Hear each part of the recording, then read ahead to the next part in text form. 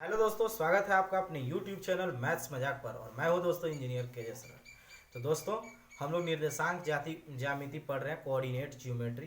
तो coordinate geometry में बात जो है डिस्टेंस फार्मूला तक पहुंच गई थी। हम डिस्टेंस फार्मूला को बता दिए थे, समझा दिए थे।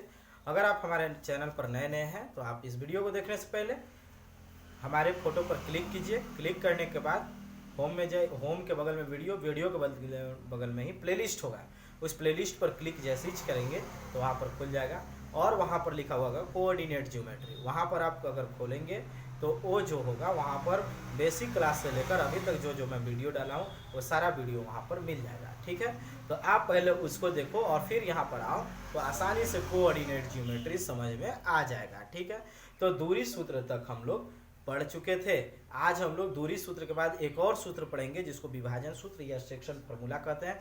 तो आज हम लोग सेक्शन फार्मूला के बारे में पढ़ने जा रहे हैं। ठीक है, तो सेक्शन फार्मूला किसे कहते हैं और कैसे होता है, सेक्शन फार्मूला कैसे बनता है, उस फार्मूला के बारे में हम लोग जिक्र करेंगे। ठीक है, तो इससे पहले कि हम क्लास को आगे बढ़ाएं, आप लोग क्या करना, वीडियो को शुरू से लास्ट तक देखना और देखने के बाद अगर पसंद आए तो लाइक करना, कमेंट करना, शेयर करना और सब्सक्राइब करना। सब्सक्राइब करने के बाद बेल आइकन को दबाकर नोटिफिकेशन ऑल कर लेना, ताकि जब भी मैं वीडियो डालूं तो सबसे पहले आपके मोबाइल तक पहुंच जाए और आप हमारे वीडियो को आसानी से देख सकें।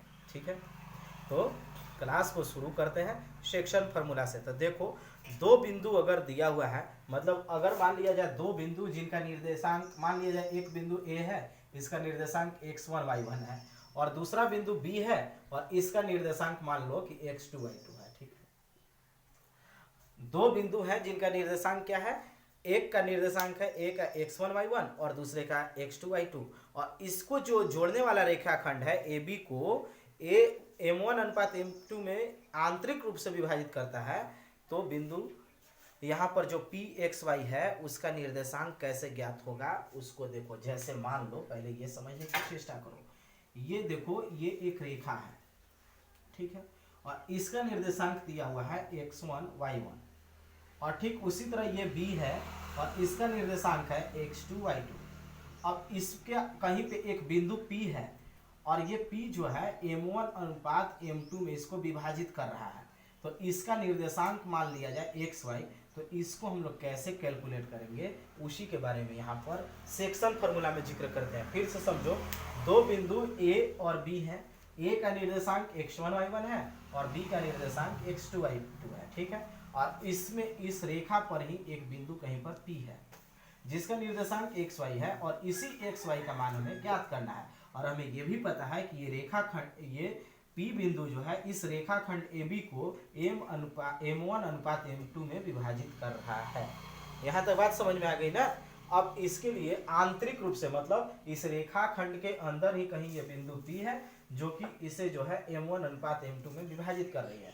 तो यहाँ पर देखो इसका सूत्र क्या हो जाता है, तो x बराबर, अगर m1 लेंगे तो m1 से दूर वाली फिर बिंदु का निर्देशांक लेंगे। तो देखो m1 जो है इधर है a के तरफ, तो ये बिंदु के बारे में नहीं सोचेंगे। किस बिंदु के बारे में, दूर वाली बिंदु कौन है, तो b। तो b का निर्देशांक क्या है, x2, m1 x2 प्लस फिर हम लोग लेंगे m2 लेंगे। तो फिर ये देखो m2 यहाँ पर है, तो इससे नजदीक कौन है, p और b। तो दूर वाली बिंदु कौन है, a। तो यहाँ पर a का निर्देशांक x1, x निर्देशांक लेंगे क्योंकि यहाँ पर x ले रहे हैं। ठीक है, तो m1 x2 plus m2 x1 और डिवाइडेड बाई होता है m1 प्लस m2। ये हो गया फार्मूला। ठीक है, उसी तरह अगर y का मान निकालते तो ठीक उसी तरह m1 अगर यहाँ पर लेते तो यहाँ पर देखो m1, तो ये यहाँ से यहाँ तक m1 मतलब ये p और a से नजदीक हो रहा है तो b दूर हो रहा है। तो m1 क्या हो जाएगा, y2 प्लस m2 y1, अब बाटा में हो जाएगा m1 प्लस m2। ये देखो फार्मूला हो गया। कब, जब दो बिंदुओं से बनी रेखाखंड को एक बिंदु आंतरिक रूप से m1 अनुपात m2 में विभाजित करती है तो उस समय उस बिंदु के निर्देशांक जो होता है उसको निकालने के लिए हम लोग इस सूत्र का इस्तेमाल करते हैं। समझ में आ गई बात। लेकिन अगर ये मध्य बिंदु हो जाए, तो मान लिया जाए कि ये बिंदु यहाँ न होकर यहाँ हो जाए, P बीचों बीच हो जाए, मतलब मध्य बिंदु हो जाए, M1 M2 एकदम बराबर हो जाए, तो मध्य बिंदु M1 अनुपात M2। M1 अनुपात का मतलब क्या होता है दोस्तों, M1 बटा M2।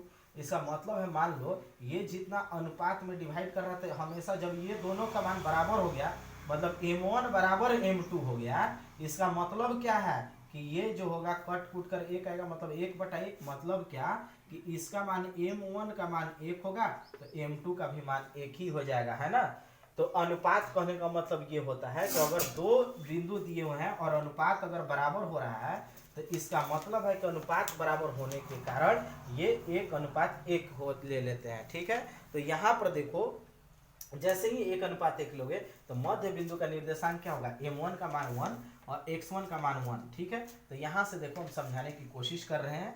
तो यहाँ पर देखो कैसे समझेंगे, M1 x2 है, तो M1 का मान कितना हो गया 1, और ये x2 तो रह ही गया, प्लस M2 का मान फिर कितना हो गया 1, और x1 तो रह ही गया।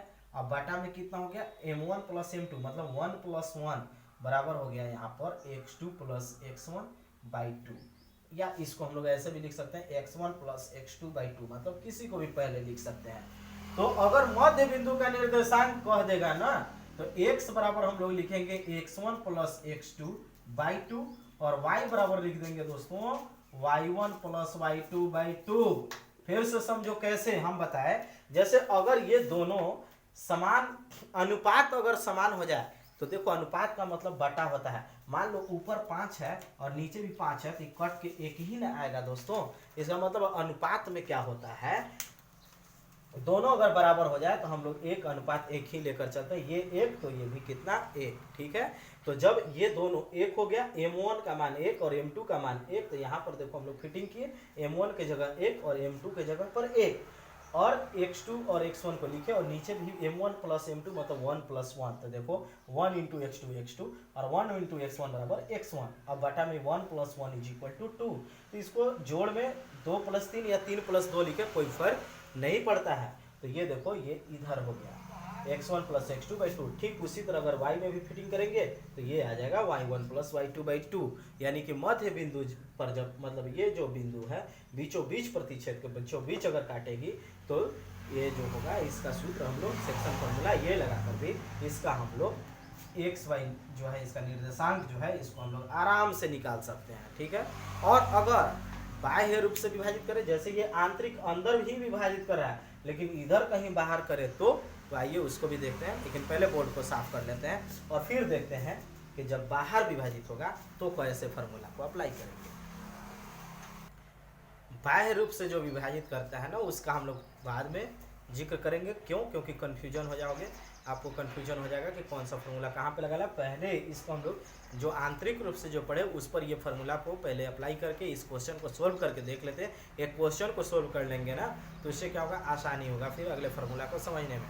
मतलब जैसे हम फार्मूला बताया उस पर अगर क्वेश्चन कर लिया जाए तो फिर आसान होते चले जाता है, वरना एक ही बार अगर सारा क्वेश्चन को फार्मूला को देख लिया जाए तो बाद में कन्फ्यूजन हो जाता है, ठीक है।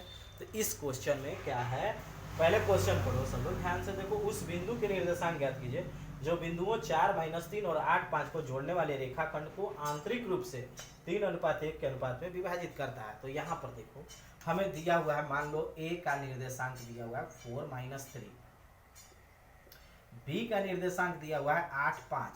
ये मान लो एक रेखाखंड है ऐसे, ठीक है, और ये ए है कितना 4 - 3, और ये बी कितना है 8, 5, और ये जो है 3:1 में विभाजित करा। मान लो ये P बिंदु है, ये x है और ये y है, ठीक है, x y, और इसको 3:1 में विभाजित कर रहा है। हमें क्या करना है, 3:1 के में जो विभाजित कर रहा है, तो हम लोगों को इस रेखाखंड को आंतरिक रूप से विभाजित करता है, तो इसका निर्देशांक ज्ञात करना है। मतलब इस बिंदु का हमें निर्देशांक ज्ञात करना है। तो इसका निर्देशांक ज्ञात करने के लिए हम लोग क्या करेंगे, विभाजन सूत्र लगाएंगे। गिवन में यहाँ पर दिया हुआ है और ये भी दिया हुआ है कि M1 अनुपात M2 बराबर 3:1। तो अब देखो यहाँ पर हम लोग लिखेंगे विभाजन सूत्र से।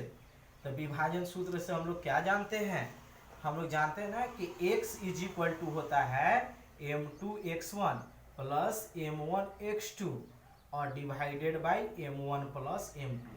ये बात को हम लोग जान रहे थे, है ना। तो इसी सूत्र से हम लोग x का मान निकालेंगे और फिर y का भी मान निकालेंगे। और यहाँ पर देख लो एकदम स्पष्ट रूप से हम लोग इसको सोल्व करने के लिए क्या कर लेते हैं, मान लो इसको x1 ले लिए, इसको y1 ले लिए, फिर उसी तरह इसको x2 लिए, इसको y2 लिए। अब चलो मान लो ये m1 लिए तो ये m2। देखो यहाँ पर अगर हम लोग x1 y1 लिए तो इसको हर हाल में m1 लेना है, ये नहीं कि इसको x1 y1 लिए तो इसको m2 ले लेते हैं, ऐसा नहीं है। हाँ, अगर हम लोग इसे x2 y2 लेते तो इसको m2 भी लेकर चल सकते थे, कोई दिक्कत नहीं होता, ठीक है, आंसर में कोई फर्क नहीं पड़ता। तो यहाँ पर देखो अब हम लोग फिटिंग करेंगे तो x इज इक्वल टू हो गया m2, m1 का वैल्यू 3 है, m2 का वैल्यू 1 है, इंटू x1 का वैल्यू 4 है, प्लस m1, तो m1 का वैल्यू 3 है और इंटू x2 का वैल्यू 8 है। अब बटा 3 प्लस कितना हो गया दोस्तों 1, तो x इज इक्वल टू हो गया 4 प्लस 24 बटा 4, x बराबर हो गया 28 बटा 4, 4 सते 28, मतलब x का मान कितना हो गया 7। अब इसी तरह अगर हम लोग करें इसी तरह तो y बराबर हो जाता है m2y1 प्लस m1y2 बटा m1 प्लस m2। तो y बराबर हो गया m2 का मान है 1 और y1 का वैल्यू है -3 प्लस m1 का वैल्यू है 3 और m2 का वैल्यू है 5 और डिवाइडेड बाई हो गया 1 प्लस 3। इसका मतलब है कि y इज इक्वल टू हो जाएगा, देखो 1 गुणा 3 3 और माइनस प्लस माइनस, तो -3 प्लस प्लस प्लस और 3 बचे 15, अब बटा में हो गया 4। अब देखो y बराबर हो गया 15 प्लस में है और 3 माइनस में है, तो इसको घटा लेंगे तो ये 12 बटा 4, तो 4 3 12, तो y बराबर हो गया 3। मतलब इस बिंदु का निर्देशांक जो हो गया ये हो गया 7 3। तो इस तरह से देखो हम लोग सेक्शन फार्मूला का इस्तेमाल करके इस टाइप से हम लोग क्वेश्चन को सोल्व करते हैं। आइए चलते हैं एक और क्वेश्चन को फटाक से बताते हैं और उसके बाद चलते हैं फिर आगे, ठीक है। तो पहले बोर्ड को साफ करते हैं और फिर बताते हैं अगले क्वेश्चन को कैसे सोल्व होता है इस नियम से। तो नेक्स्ट क्वेश्चन देखो एकदम सिमिलर क्वेश्चन लेकर आए हैं ताकि एकदम माइंड में ये जो है सेक्शन फार्मूला घुस जाए। ये कह रहा है उस बिंदु के निर्देशांक ज्ञात कीजिए जो बिंदु -4 6 और 3 8 को जोड़ने वाले रेखाखंड को आंतरिक रूप से 2:7 के अनुपात में विभाजित करता है। तो ये क्वेश्चन सेम वैसा ही है जैसा पिछला क्वेश्चन सोल्व किए। तो इसको भी सोल्व करने के लिए क्या करो, सबसे पहले एक फिगर को ड्रॉ कर लेना जरूरी है, ठीक है। और चलो इसको मान लेते हैं a का निर्देशांक -4 6 है और उसी तरह b का निर्देशांक कितना है 3 8। अब क्या कर रहा है 2:7 में विभाजित करता है। ये मान लो m1 का वैल्यू 2 है तो m2 का वैल्यू 7 है और इसको मान लो p, ठीक है। और ये मान लो x1 ये x2 और ये मान लो सॉरी x1 ये y1, ये मान लो x2 और ये मान लो y2। देखो इस तरह से हम लोग फिगर को पहले ड्रॉ कर लेंगे और p का निर्देशांक मान कर चलते हैं कि इसका निर्देशांक xy है। समझ में आई बात? फिर से समझो क्या किए। सबसे पहले इस क्वेश्चन को सोल्व करने के लिए हम क्या किए, एक रेखा खींचे और इस रेखा पर दो बिंदु a और b मौजूद हैं, ठीक है। और इनका निर्देशांक जो इस रेखाखंड का a का और b का दिया हुआ है। अब इसे एक बिंदु p जो है 2:7 में विभाजित करता है। तो 2:7 में जो विभाजित कर रहा है तो इसका निर्देशांक हमें ज्ञात करना है, ठीक है। इसका मान हमें निकालना है। तो कैसे निकालेंगे, तो इसके लिए हम लोग विभाजन सूत्र का इस्तेमाल करेंगे, ठीक है। तो यहाँ पर हम लोग गिवन में लिख सकते हैं जो दिया हुआ है उसको। तो गिवन में यहाँ a का क्वाड्रेंट दिया हुआ है -4 6, b का दिया हुआ है 3 8 और m1 अनुपात m2 बराबर दिया हुआ है 2:7। तो यहाँ पर हम लोग लिखेंगे अब विभाजन सूत्र से, यहाँ पर क्या लगाएंगे हम लोग विभाजन सूत्र। तो जैसे विभाजन सूत्र लगाएंगे तो हम लोगों को पता है कि x बराबर होता है m2 x1 plus m1 x2 बटा हो जाएगा m1 प्लस m2। तो जब इसको करेंगे तो x इज इक्वल टू हो जाएगा m2 का वैल्यू कितना दिया हुआ है वहां पे 7 है ना, और x1 का वैल्यू कितना है -4 प्लस m1 का वैल्यू कितना दिया हुआ है 2 और x2 का वैल्यू कितना है 3 बाई m1 प्लस m2 मतलब 2 प्लस 7। तो x इज इक्वल टू हो जाएगा 7 चौक 28 और माइनस प्लस माइनस मतलब -28 और 3 दूना कितना हो गया 6 और बटा 7 और 2 कितना होता है 9। तो x बराबर हो गया, अब 28 में से 6 घटाएंगे, क्यों? क्योंकि 28 के पहले माइनस है और 6 के पहले प्लस, तो ये कितना हो जाएगा -22/9। ठीक है, तो x का निर्देशांक कितना हो गया -22/9। इसी तरह अगर हम लोग सोल्व करें तो y का वैल्यू जो होता है ये होता है m2y1 प्लस m1y2 बटा m1 प्लस m2।